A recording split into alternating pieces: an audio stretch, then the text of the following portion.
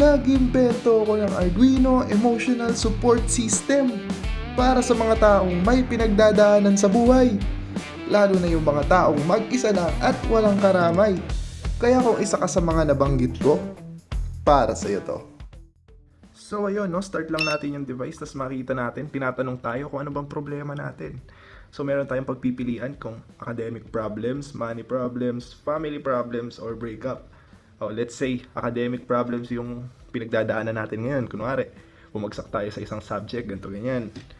Select lang natin yan. Okay. So makikita natin, ayun, nag-dispense ng inumin, no? Tapos tatanungin tayo kung shot pa ba tayo. Pero for the sake of demo, hindi muna tayo shot. Yan. Tapos yung sunod, let's say, money problems naman yung, meron ka sa buhay. Select lang natin yan. Tapos, wala nangyari kasi wala tayong pera money problem nga ba't ka pa iinom, di ba? So, ayan. Moving on to the next problem, family problems. Ayan. Let's say, nag-away yung nanay, tatay mo, ganito ganyan, o basta nasangkot ka lang sa gulo o mag-anak o may mga utangan na nangyari, ganyan. Select natin yan. Ayan. Makikita natin, mas maraming inumin yung ibibigay sa atin ng device. Ayan. Tapos tatanungin ka ba kung shot ka ba, kung kulang pa ba sa'yo yan.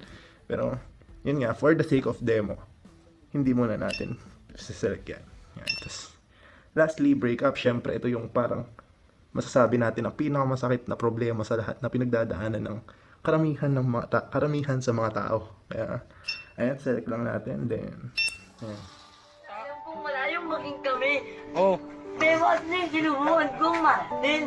Oh. Ay na malaginip ko na kayang dalhin. Oh. Pero mahal ko kahit ganun. Oh. Ay alam kong araw-araw nakikita ko may kasama ang iba sa harapan ko pa. Oh. Gusto ko lang naman na paramdaman ko sa kanya yung pagmamahal na di ko man lang naramdaman sa kahit na sinong babae. Oh.